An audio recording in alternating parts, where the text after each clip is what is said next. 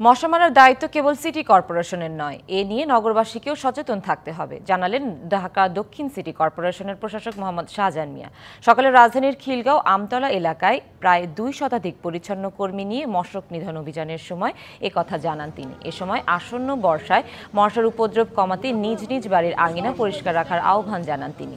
বলেন, কারো একার প্রচেষ্টায় মশা সম্পূর্ণ নির্মূল করা সম্ভব নয়। এছাড়াও আরও জানান, নিয়মিত অভিযানের মাধ্যমে মশা মারার কার্যক্রম চলমান রাখা হবে।